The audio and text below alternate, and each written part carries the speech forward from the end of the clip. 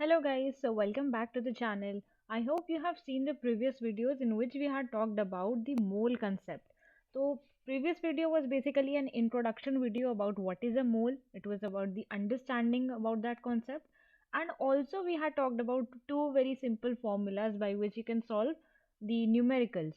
Now in that video we had discussed about the type 1 numericals in which there is just simple substitution in the formula. अब हम बात करेंगे आज video में regarding numericals जो मोल concept के हैं उन सब के लिए एक कॉमन ट्रिक क्या है।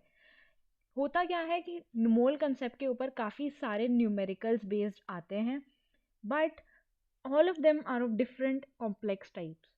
ढेर सारे फॉर्मूलाज याद रखना उनको मैनिपुलेट करने से बेहतर है that we learn one common trick which you can apply to any numerical, and I'm sure this trick will really help you out in understanding the deep concept of mole. So start करते हैं आज की video and let's see what is actually the trick which can be applied to all. Now you might be very surprised to see that that trick is actually unitary method. You would be thinking this is such a small concept which you would have done in lower classes, but actually this is the main idea upon which the mole concept questions can be easily solved.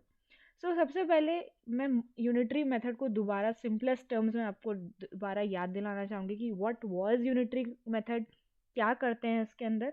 तो यहाँ पे मैंने एक example ले रखा है, जैसे कि आपको याद होगा when you were in lower classes you must have had solved such question, जैसे कि यहाँ आप देख सकते हो दैट 5 स्ट्रॉबेरीज का कॉस्ट है 15 रुपीज़। देन क्वेश्चन में आता था कि find the cost of 1 strawberry. तो आपको 5 स्ट्रॉबेरीज का कॉस्ट पता है, एक का आपको कॉस्ट पता लगाना है, तो आप क्या करते थे, आप सिंपली डिवाइड करते थे। So you divide 15 by 5 and you land up to 3 rupees. That means the cost of 1 strawberry is 3 rupees, right. फिर ऐसे ही क्वेश्चन जब कॉम्प्लेक्स होते थे, जब आपको एक स्ट्रॉबेरी का प्राइस निकाल लिया and suppose you have to find out the cost of 8 strawberries, तो आप क्या करते हो, जब आपको एक की कॉस्ट पता लग गई तो आपको अगर उससे ज़्यादा अमाउंट का पता लगाना है तो आप मल्टीप्लाई करते हो। सो आपको एक स्ट्रॉबेरी का कॉस्ट पता है 3 into 8 which is equal to 24। This is a very simple concept है ना, क्योंकि यहाँ पे सिंपल नंबर्स इन्वॉल्व थे। मोल कंसेप्ट के न्यूमेरिकल्स भी कुछ इसी तरह से बेस्ड होते हैं। इट जस्ट दैट ये जो नंबर्स इतने सिंपल दिखाई दे रहे हैं बस वो नहीं होते, otherwise the trick behind them remains the same. तो एक जनरल चीज़ अगर मैं यहाँ पर कहूँ तो वो आप उसे कुछ इस तरह से याद रख सकते हैं कि अगर आप बहुत सारी चीज़ों का कुछ कॉस्ट या कुछ भी आपको बता रखा है, जैसे if you are talking about atoms कि बहुत सारे एटम्स का मास इतना है एंड आपको पता लगाना है कि एक एटम का मास कितना है। तो जब आपको बहुत सारे एटम्स का मास पता है, आप उसको फिर उतने एटम से डिवाइड कर दो, आपको एक का मास पता लग जाएगा। बेसिकली जब आपको बहुत सारे अमाउंट से मैनी क्वांटिटी से आपको एक पे आना होता है तो आप उसे डिवाइड करते हो, एंड जब एक क्वांटिटी से आपको मेनी क्वांटिटीज़ के पास जाना होता है देन आप उसे मल्टीप्लाई करते हो। दैट मीन्स अगर हम केमिस्ट्री के टर्म्स में बात करें, अगर आपको एक एटम का मास पता है तो आप ढेर सारे एटम्स का मास भी पता लगा सकते हो सिंपली मल्टीप्लाई करके। अगर आपको ये सिंपल कंसेप्ट क्लियर है then trust me, mole concept के numericals will not be really be a big deal for you. तो अब इसको एक्चुअली अप्लाई करके देखते हैं that what are the steps by which you can apply this technique. अब यहाँ पे टाइप 1 हमने पहले वीडियो में डिस्कस कर लिया था, तो I am not taking up that again, and वहाँ पे टाइप 1 में आप सिंपली फॉर्मूला सब्स्टिट्यूशन से कर भी सकते हो, जहाँ एक्चुअल हमें इन ट्रिक्स की ज़रूरत पड़ती है। तो अब उन टाइप को डिस्कस करते हैं। Now in this type we will be doing the questions in which you have to do the calculation of number of atoms। या तो आपको नंबर ऑफ एटम ढूंढने होंगे या फिर नंबर ऑफ मॉलिक्यूल्स ढूंढने होंगे, और आपको क्वेश्चन में प्रोवाइडेड होगा इन अ गिवन मास, मतलब आपको मास प्रोवाइडेड होगा कि कितना कोई भी एलिमेंट है या कोई कंपाउंड है, और उसके अंदर आपको नंबर ऑफ एटम्स या मॉलिक्यूल ढूंढने होंगे, और वाइसा वर्सा यानी कि उल्टा, जिसमें कि आपको मास ढूंढना होगा और नंबर ऑफ एटम्स या मॉलिक्यूल गिवन होंगे। तो लेट अस डिस्कस देम। मैं आपको ये ट्रिक एक क्वेश्चन के थ्रू समझाती हूँ कि what are the steps. So I have taken a question here, very simple and short question, but still, let's understand that. Calculate the number of atoms present in 5 grams of boron atoms. Now आपको क्या ढूंढना है, number of atoms ढूंढने हैं कि 5 ग्राम boron के अंदर कितने बोरॉन के एटम्स हैं. This is what you need to find out. This is the type 2 numerical. तो किसी भी ऐसे क्वेश्चन का स्टेप 1 क्या रहता है? स्टेप 1 रहता है राइटिंग मोल इक्वेशन. नाउ अगर आपको मोल इक्वेशन नहीं पता, I would request you that you first of all stop the video here, go back to the previous video जो जस्ट इससे एक पहले है. आप मोल इक्वेशन लिखना सीखिए. अगर आपको वो नहीं आता then this trick is a waste, because the very first step requires you to write the mole equation. So आपको मोल इक्वेशन लिखनी आनी चाहिए. तो अगर आपने प्रीवियस वीडियो देखी होगी तो आप क्विकली इसका मोल इक्वेशन आप खुद लिख सकते हैं. एंड अगर आप चाहो तो वीडियो बीच में पॉज करके keep trying to solve the question on your own. So mole equation कुछ इस तरह की होगी, that is 1 mole of boron atoms. ये ज़रूरी है लिखना, राइट क्योंकि 1 मोल किसके बारे में हम बात कर रहे हैं वो लिखना ज़रूरी है. So 1 mole of boron atoms is equal to this number of boron atoms, है ना. आप चाहो तो इसकी जगह सिंपली एन नॉट भी लिख सकते हो इन शॉर्ट, ठीक है, which stands for Avogadro number, which is further equal to what, molar mass. आपको याद होगा कि मोल इक्वेशन में मैंने आपको बताया था थर्ड पार्ट जो है that is equal to your molar mass. अब मोलर मास यहाँ पे गिवन नहीं है, लेकिन आपको पता है कि बोरॉन का एटॉमिक नंबर होता है 5. तो अगर आपको उसका मास नंबर निकालना है, मैंने आपको एक ट्रिक बताई थी कि आप उसका जस्ट डबल कर दीजिए, आपके पास ऑलमोस्ट नियर अबाउट वैल्यू आ जाएगी. तो इसका मास नंबर होता है 10 एटॉमिक मास यूनिट और 10 U. लेकिन मोलर मास में हम यूनिट चेंज करते हैं to grams. So this is equal to 10 grams. Now simple element जैसे कि बोरॉन, कार्बन वगैरह, इनके एटॉमिक नंबर और मास नंबर क्वेश्चन में गिवन नहीं होते हैं, because the CBSE and NCERT expects you कि आपको उतने सिंपल एलिमेंट्स के एटॉमिक नंबर और मास नंबर याद होने चाहिए. तो स्टेप 1 बहुत सिंपल था, आपको मोल इक्वेशन लिखनी आनी चाहिए, right. Now let us see what is the second step. Second step is that you have to eliminate any one part which isn't required. मतलब इस इक्वेशन में हमारे 3 पार्ट्स थे, 1 part, 2 part and this the third part. इन तीनों में से किसी एक पार्ट को आपको हटा के इक्वेशन सिंप्लीफाई कर देनी है, जो पार्ट आपको नहीं रिक्वायर्ड. अब आप देखो क्वेश्चन में आपको क्या गिवन है, ग्राम्स की बात हो रही है, तो that means this part is important, ये आपको चाहिए. लेकिन अब बाकी दूसरा पार्ट हमें कौन सा रखना है, हमें ढूंढना है calculate the number of atoms. यानी कि यहाँ पे बात हो रही है, मैं एटम्स की बात हो रही है, हमें मोल कैलकुलेट तो नहीं करने. तो ये हमें चाहिए और ये हमें नहीं चाहिए. We do not require this part in the numerical. तो इसको हटा देते हैं और जस्ट इसको हटा के हमने इक्वेशन लिख दी, बस. Very simple, you just remove any one part which is not required. तो आपको क्वेश्चन को देख के पता लगाना है कि कौन सा पार्ट आपको नहीं रिक्वायर्ड, उसे हटा के आप इक्वेशन लिख दीजिए. अब आप यहाँ पे इक्वेशन को ध्यान से देखिए, क्या ये कुछ यूनिटरी मेथड वाली बात नहीं हो गई. यहाँ पर इतने सारे एटम्स का मास कितना है, 10 ग्राम्स है. तो ये तो यूनिटरी मेथड की तरफ जा रहा है और हमें क्या करना है, 5 ग्राम के अंदर ढूंढना है. आपको पता है कि 10 ग्राम्स के अंदर इतने सारे एटम्स हैं बोरॉन के, तो 5 ग्राम में कितने होंगे. This is what you need to do कि यहाँ पे third step is that you now apply finally the unitary method, that's it. तो यहाँ पे आपको कोई फॉर्मूला यूज नहीं करना. अब आप यूनिटरी मेथड, फिर मैंने यहाँ पे सिंपलेस्ट टर्म में आपको दिखा रखा है कि पहले आप चाहो तो 1 ग्राम के लिए निकाल लो, क्योंकि आप यूनिटरी मेथड कर रहे हो ना. आपको पता है 10 ग्राम में इतने हैं, तो 1 ग्राम में कितना होगा, you will simply divide this by 10. तो आपके पास आ गया 6.022 इंटू 10⁻22 एटम्स. आपको 1 ग्राम में पता लग गया. अब आपको 1 ग्राम में पता है, क्वेश्चन में पूछा है 5 ग्राम में कितने हैं, तो क्या करोगे, सिंपली मल्टीप्लाई कर दोगे. अब आप एक से मेनी क्वांटिटी की तरफ जा रहे हो तो आप उसे मल्टीप्लाई कर दोगे. So now you will multiply this term by 5 and you will get your final answer as this thing. यह आपका न्यूमेरिकल सॉल्व हो गया। आपको किसी फॉर्मूले की कोई ज़रूरत नहीं पड़ी, जस्ट आपको मोल इक्वेशन लिखनी आनी चाहिए और दूसरा आपको सिर्फ यूनिटरी मेथड लगाना है। ये 3 स्टेप से आप कोई भी न्यूमेरिकल सॉल्व कर सकते हो। Step 1 right mole equation, second eliminate the part which is not required and third is simply unitary method लगा दो, दैट्स इट।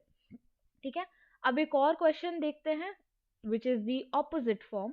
ठीक है, जस्ट उल्टा वाला कि आपको मास पता लगाना है और एटम्स गिवन है। So the question is calculate the मास। ठीक है, मास ढूंढना है of what, 10 raised to the power 20 molecules of what, carbon dioxide gas. Carbon dioxide के अगर मैं इतने सारे मॉलिक्यूल ले लूं तो उनका मास कितना होगा, ये मुझे क्वेश्चन में ढूंढना है। Again what will be the very first step, that you write the mole equation. Mole equation किसकी लिखोगे, CO2 कार्बन डाइऑक्साइड मॉलिक्यूल की इक्वेशन लिखोगे। Now try to pause the video and write the mole equation of carbon dioxide on your own. Now, if you would have written the equation, it would be somewhat like this, that 1 mole of carbon dioxide molecule is equal to Avogadro number of carbon dioxide molecule, which is equal to the molar mass. Carbon dioxide का molar mass I think अब तो आपको calculate करना आता होगा, हमने molar mass पहले भी डिस्कस किया है। मोलर मास ये 44 कैसे आया, कार्बन का मास 12 प्लस 2 टाइम्स ऑक्सीजन का mass is equal to 44 U। तो ये 44 इस तरह से आया। आपको मोल इक्वेशन लिखने में मैक्स टू मैक्स 15 सेकेंड से ज़्यादा नहीं लगने चाहिए। स्टेप 2 क्या करोगे, you will eliminate the part which is not required. Again आपको क्या करना है, मास ढूंढना है, यानी कि ग्राम वाली चीज़ तो आपको चाहिए। मॉलिक्यूल आपको गिवन है यानी ये पार्ट भी चाहिए। कौन सा पार्ट रिमूव करना है, ये वाला पार्ट रिमूव कर देना है। So you remove this part, write the equation, आपके पास ये वाली बात आ गई। Again now what you are landing up with is just unitary method. आपको पता है कि इतने सारे मॉलिक्यूल्स का मास कितना है, 44 ग्राम, तो आप इतने का निकाल सकते हो, है ना। यूनिटरी मेथड अप्लाई कर दो। तो आप क्या करोगे, step 3 you apply unitary method. You know कि इतने सारे मॉलिक्यूल का मास 44 ग्राम है, तो एक मॉलिक्यूल का मास कितना होगा, you will simply divide that up. तो आप उसे डिवाइड कर दोगे और आपके पास कुछ जो वैल्यू आएगी वो आप उसे बाद में भी सॉल्व कर सकते हो। As for now I have left it in brackets. ठीक है, अब ऑफ कोर्स ये क्वांटिटी जो आई ये कितना है, ये एक CO2 मॉलिक्यूल का मास होगा। अब आपको एक का पता लग गया तो आपको 10 raised to power 20 के लिए क्या करोगे, you will simply multiply this by what, 10 raised to the power 20 and आप इसे सिंपली सॉल्व करके आपके पास आंसर आ जाएगा, that's it. So just by one unitary method your questions are solved. अब अगर यहाँ पे मैं एक बात बोलूँ, कुछ बच्चों को यूनिटरी मेथड में ये दिक्कत आती है कि वो उन्हें कन्फ्यूजन आ जाती है कौन सी चीज़ किससे डिवाइड करनी है। मतलब कि वो यहाँ तक तो बहुत अच्छे से क्वेश्चन सॉल्व कर लेंगे, यहाँ तक भी, लेकिन यहाँ आके गड़बड़ी कर देंगे। Instead of 44 divided by this number वो उल्टा डिवाइड कर देंगे। तो उनके लिए मैं जस्ट एक ट्रिक बताना चाहूँगी कि ऐसे जगह पे क्या किस तरह से आप याद रख सकते हो कि कौन चीज़ डिनोमिनेटर में जाएगी, कौन चीज़ न्यूमरेटर में आएगी। तो उसको याद रखने के लिए मैंने यहाँ एक एग्जांपल लिया है, जस्ट मोल इक्वेशन में से एलिमिनेटेड वाला पार्ट लिया है मैंने, that 10 gram of boron is equal to Avogadro number of boron atoms. ठीक है, यहाँ पे मैं लिख देती हूँ एटम्स ऑफ बोरॉन। ठीक है, अब मान लेते हैं आपको इस साइड कुछ मल्टीप्लाई या डिवाइड करना है। फॉर एग्जांपल आपको पता लगाना है कि x ग्राम्स में x ग्राम ऑफ बोरॉन का के अंदर कितने एटम होंगे। तो यहाँ पे ट्रिक ये है कि सपोज आप जिस भी साइड आप नंबर चेंज कर रहे हो, for example you want to find something over here, तो यहाँ पे जो चीज़ थी वो ऑब्वियसली दूसरी साइड जाएगी इक्वेशन के, दिस इक्वल टू का जो साइन है इसके दूसरी साइड जाएगी। और जब भी कोई नंबर दूसरे साइड पे जाता है द साइंस ऑल्सो चेंज, यानी कि दूसरे साइड पे वो जाके डिवाइड हो जाएगा। तो जब आप इसे दूसरी साइड ला रहे हो तो इसे आप डिवाइड में लिख दोगे नीचे, एंड जो नंबर यहाँ पे आएगा, फॉर एग्जांपल x ग्राम की हम बात कर रहे हैं, आप उससे मल्टीप्लाई कर दोगे। ये एक जनरल तरीका है। सिमिलरली अगर मुझे यहाँ पे कोई नंबर चीज़ बदलनी होती, for example y number of atoms का कितना मास होता, तो अब मुझे यहाँ पे y लाना है, तो इस नंबर को हटाना पड़ेगा। तो I take this number to the opposite side आके ये डिवाइड हो जाएगा, एंड क्योंकि मैंने यहाँ पर डाला है तो दूसरी साइड वो मल्टीप्लाई किससे हो जाएगा, y से। तो आपको ये याद रखना है, आप इसे पिक्टोरिकली अपने दिमाग में याद रख सकते हो। जिनको कंफ्यूजन होती है कि कौन सी चीज़ किससे डिवाइड होगी, ये उनके लिए है, ठीक है। कि अगर आप यहाँ से शिफ्ट कर रहे हो तो ये नीचे चला जाएगा, यहाँ आके डिवाइड हो जाएगा, और मल्टीप्लाई कर दो उससे जो भी नंबर आपने यहाँ पे डाला है। अगर आप यहाँ पर हो और यहाँ पे कोई नंबर चेंज कर रहे हो, तो पहले वाला नंबर जो है वो दूसरी साइड जाके डिवाइड हो जाएगा, एंड आप उसे मल्टीप्लाई कर दोगे y से। तो ये एक जनरल तरीका है for those who find it difficult to understand which number will be divided by what number. Otherwise अगर आपको यूनिटरी कंसेप्ट बिल्कुल क्लियर है देन तो इट्स नो प्रॉब्लम। अब आ जाते हैं हम अपने quickly next type of numerical के ऊपर, which is calculation of an actual mass of an atom. मतलब एक एटम का एक्चुअल मास कितना है। यानी कि आपको याद होगा जब हमने एटॉमिक मास यूनिट्स के बारे में बात की थी, तो मैंने आपको बताया था कि वो सब एक्चुअली क्या है, वो रिलेटिव एटॉमिक मास है। हमने एक सिंपल एक यूनिट क्रिएट कर दिया है एटॉमिक मास यूनिट्स उस हिसाब से। जैसे हाइड्रोजन का 1U है, कार्बन का 12U है, ऐसे। लेकिन उनका एक्चुअल मास कितना है ये भी हम फाइंड आउट कर सकते हैं without carrying out any experiment, only through the mole concept. तो हमें कोई ढेर सारे कॉम्प्लेक्स एक्सपेरिमेंट कैरी आउट करने की जरूरत नहीं है, आप मोल कंसेप्ट से सॉल्व कर सकते हो। So I have taken one example over here, calculate the mass of an atom of copper. Now see copper is again a higher element, तो इसका आपको क्वेश्चन में एटॉमिक मास गिवन है, ठीक है। लेकिन हमें ढूंढना है एक्चुअल मास कि एक्चुअली कितना है। तो let's find out that. Mole concept का क्वेश्चन है, पहला स्टेप क्या रहेगा, that you quickly write down what is the mole equation. तो try to pause the video and try to write it on your own कि mole equation copper atoms की क्या होगी। ओके तो अब अगर आपने मोल इक्वेशन कुछ ये लिखी है then you are absolutely correct, that is 1 mole of copper atom is equal to इतने सारे, that is Avogadro number of copper atom which is equal to the molar mass. Molar mass के लिए क्या करा मैंने, सिर्फ इस चीज़ को ग्राम्स में मैंने चेंज कर दिया, ठीक है। अब आप क्या करोगे, you will eliminate one part which is not required, ठीक है।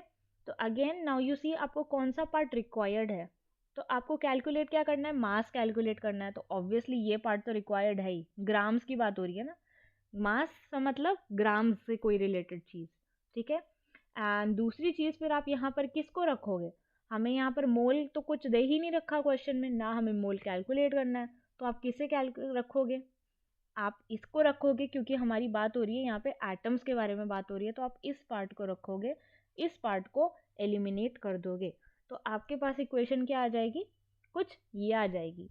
अब आपको क्या करना है, सिर्फ यूनिटरी मेथड अप्लाई करना है, क्योंकि हमसे क्वेश्चन में क्या पूछा गया है, एक एटम का मास कितना है। अब आपको ये पता है कि इतने सारे एटम्स का मास कितना है, 63.5। तो एक एटम का कितना होगा, सिर्फ आप डिवाइड कर दोगे उसको और आपके पास आ जाएगा एक कॉपर एटम का mass, that means 63.5 divided by Avogadro's number, and this will be your final answer. So ये तो बहुत ही सिंपल था। तो अब आपको पता है कि कॉपर का जो मास है, अगर वो हम बात करें एटॉमिक मास यूनिट्स में, तो उसका मास इतना है, ठीक है। लेकिन एक्चुअली अगर हम ग्राम्स में बात करें तो एक कॉपर एटम का मास इतना है, and this quantity is so small which is even beyond your imagination. तो हमें ये चीज़ फाइंड आउट करने के लिए हमें कोई एक्सपेरिमेंट नहीं करना पड़ा, we could just simply find out through the concepts of mole concept. Fine, अब आगे बढ़ते हैं to the next type, that is I am sorry it's type 4 that is calculation of molar mass. ये थोड़ा सा अलग है बट अगेन सेम कंसेप्ट और सेम ट्रिक ही इन्वॉल्व होगी। तो अगर आपको मोलर मास कैलकुलेट करना है तो वो कैसे होगा, इसके क्वेश्चन जो होते हैं वो कुछ इस तरीके से आते हैं, that is 10 raised to the power 22 atoms of an element X are found to have a mass of this much। अब ये एलिमेंट कौन सा है हमें नहीं पता, there is just any element, उसका नाम इन्होंने x रख दिया। लेकिन क्वेश्चन में ये गिवन है कि ये जो एलिमेंट है x, इसके इतने सारे एटम्स का मास कितना है, 930 milligram. Find the molar mass of x। अब वैसे ही अलग से क्वेश्चन होता find the molar mass of anything, for example आपको पूछ दिया find the molar mass of CO2, आप फटाफट कैलकुलेट करके बता देते 44 ग्राम है। लेकिन यहाँ पे तो हमें पता ही नहीं है एलिमेंट कौन सा है। So that is why you need mole concept over here. पहले आप पता लगाओगे थ्रू द मोल कंसेप्ट कि उसका मोलर मास कितना है। तो अज्यूम करते हैं x कोई एलिमेंट है और हम उसकी मोल इक्वेशन लिखना ट्राई करते हैं। नाउ ऑफ कोर्स जब आप मोल इक्वेशन लिख रहे हो तो आप कुछ इस तरह से लिखोगे, 1 mole of x atom is equal to these many number of x atom is equal to molar mass of x। अब यहाँ पे हमें नहीं पता मोलर मास क्या है, यही तो चीज़ तो हमें ढूंढनी है। तो आप इसे यहाँ पर सिर्फ सिंपली मोलर मास लिख के छोड़ सकते हो, ठीक है। अब हम क्या करेंगे, we will remove one part which is of course not required, ठीक है। तो आप एक पार्ट इसमें से कौन सा एलिमिनेट करोगे, try to think it on your own and write down the equation after eliminating. Now if you have written this equation, that means अगर आपने इस पार्ट को एलिमिनेट करके ये पार्ट लिखा है, देन आप बिल्कुल सही सॉल्व कर रहे हो, ठीक है। तो यहाँ तक आपको ये पता लग रहा है कि इतने एटम्स का मास जो भी होगा, हमें नहीं पता अभी क्या होगा, लेकिन जो भी होगा इनका mass that will be equal to the molar mass. क्योंकि हमें मोल कंसेप्ट का बेसिक फाउंडेशन क्या कहता है, मोल कंसेप्ट का बेसिक फाउंडेशन ये कहता है कि अगर आप किसी भी एलिमेंट, किसी भी एटम, किसी भी मॉलिक्यूल को अगर आप n नॉट क्वांटिटी में लेते हो, मतलब अगर आप इतने सारे चीज़ लेते हो किसी भी चीज़ का, तो उसका मास हमेशा उसके मोलर मास के बराबर होगा। यही तो बेसिक कंसेप्ट था, राइट। तो अगर आपको क्वेश्चन में पता है कि 10⁻22 एटम्स का मास इतना है, तो क्या हम यूनिटरी मेथड लगा के इतने एटम्स का मास फाइंड आउट नहीं कर सकते? बिल्कुल कर सकते हैं। दूसरी चीज़ आपको यहाँ पे ध्यान ये देनी है कि आप मिलीग्राम्स को ग्राम्स में चेंज करोगे। क्यों? क्योंकि आप उसे पहले स्टैंडर्ड यूनिट्स में लाओगे, ठीक है। तो आपको क्वेश्चन में पता है 10⁻22 एटम्स का मास कितना है, 0.93 ग्राम्स। और हमें पता कितने का लगाना है, हमें इतने का लगाना है। क्यों? क्योंकि मोल कंसेप्ट कहता है कि जब भी आप किसी एटम, किसी एलिमेंट के एटम्स को इतने सारे एटम लोगे तो उनका मास हमेशा मोलर मास के बराबर होगा। So you step third is that you apply the unitary method. एक एटम का फाइंड आउट करो, ठीक है। 10⁻22 एटम्स का मास इतना था, तो एक का कितना होगा, आपने सिंपली उसे डिवाइड कर दिया। अब आपको कितने का पता लगाना है, आपको पता लगाना है इतने नंबर ऑफ एटम्स का मास कितना होगा, तो आप मल्टीप्लाई कर दोगे एंड फाइनल आपके पास आंसर आएगा 56 ग्राम। तो विदाउट नोइंग कि वो कौन सा एलिमेंट था, आपने पता लगा लिया कि उसका मोलर मास कितना था। सो this is the type 4 of the mole concept numerical, and this was slightly different, but again only one trick was involved, that is writing of mole equation, eliminating one part which is not required, and third is that you apply the unitary method. अब हम एक last में एक question लेना चाहूँगी, एक miscellaneous question जो कि एग्ज़ाम में बहुत आता है, and how to solve that question in very less time and less calculation। क्योंकि अभी तक तो आपने देखा कि यहाँ पे इतनी सारी कॉम्प्लेक्स कैलकुलेशन थी which of course will take time with you to solve them mathematically, है ना। लेकिन कुछ क्वेश्चन ऐसे भी आते हैं जो कि हम जल्दी से उन्हें शॉर्ट तरीके से सॉल्व कर सकते हैं। कैसे? अब ये एक क्वेश्चन है जो कि बहुत बार एग्जाम में आया हुआ है इन वन और दी अदर फॉर्म। कुछ नहीं करते, ये सिर्फ वैल्यूज बदल देते हैं या एलिमेंट बदल देते हैं, लेकिन ये क्वेश्चन बहुत बार आया है। तो ये क्वेश्चन क्या कहता है, which contains more number of atom. Option A 40 gram of boron या फिर 60 ग्राम ऑफ कार्बन। इन दोनों में से किसके पास ज़्यादा नंबर ऑफ एटम्स हैं। And this part is very important क्योंकि बच्चे सेकेंड पार्ट सॉल्व करना ही भूल जाते हैं। And by how much amount, और वो कितने अमाउंट से दूसरे से ज़्यादा है। Now this is you might be thinking कि ये तो 2 पार्ट्स आपको दे रखे हैं, सॉल्व करने में टाइम लगेगा, बट यहाँ पे एक शॉर्ट तरीका भी है। तो how to solve such questions, फटाफट पहले तो आप क्या करो, आई वुड से कि you write down the mole equation. तो मैं यहाँ पर जल्दी से मोल इक्वेशन लिख लेती हूँ। 1 मोल ऑफ बोरॉन एटम, पहले मैं बोरॉन के लिख लेती हूँ। 1 mole of boron atom is equal to N naught, यहाँ पे मैंने शॉर्ट फॉर्म करके एन नॉट लिख दिया, N naught atoms of boron which is equal to molar mass of boron which is equal to 10 grams. ठीक है, इतना मैंने कर लिया। अब मुझे पता लगाना है कि 40 ग्राम में कितना, यानी कि मुझे एक पार्ट को रिमूव कर देना है। This part is important to me, this part is important, I remove this part. तो आप, मैं यहाँ पर सिंप्लीफाइड तरीके से कर रही हूँ कि आपको पता है 10 ग्राम्स के अंदर इतने सारे एटम्स होंगे, है ना। आप चाहो तो सिर्फ एक्सपैंडेड फॉर्म में लिख लो if you find it confusing. ठीक है, 10 ग्राम्स के अंदर इतने सारे एटम होंगे, तो 40 ग्राम के अंदर कितने होंगे? सो 40 ग्राम ऑफ बोरॉन विल हैव, अब जिनको कंफ्यूजन होती है कौन किससे डिवाइड होगा, यहाँ पे समझ लो, मुझे यहाँ पे 40 लाना है ना, तो ये दूसरी साइड जाएगा 10 और डिवाइड हो जाएगा एन नॉट डिवाइडेड बाई 10, और मल्टीप्लाई किससे होगा ये? 40 से, क्योंकि मैंने यहाँ पे 40 रखा है। तो आपके पास, इसे सॉल्व कर दो, ये आ जाएगा 4 टाइम्स एन नॉट। अभी मैंने यहाँ पे सब्स्टिट्यूशन नहीं किया, मुझे एन नॉट मैंने नहीं डाला है। ठीक है, आपको फिलहाल पता लग गया है कि 40 ग्राम ऑफ बोरॉन के अंदर हमारे इतने सारे एटम्स हैं। अब सिमिलरली आप यही चीज़ कार्बन के लिए करोगे। Quickly write down the mole equation of carbon, I am writing it up over here, which is equal to N naught atoms of carbon is equal to molar mass of carbon, that is 12। ठीक है, अब of course ये वाला part remove हो जाएगा, ये दोनों हमारे रहेंगे। ठीक है, अब मुझे क्या करना है, मैंने यहाँ पे पता लगा लिया कि 12 ग्राम के अंदर इतने सारे एटम्स हैं, तो 60 ग्राम में कितना होगा? 60 gram of carbon will have, again this thing will go to this side, N naught divided by 12 into 60। आप इसे सिंप्लीफाई करो, आपके पास आ जाएगा 5 टाइम्स एन नॉट।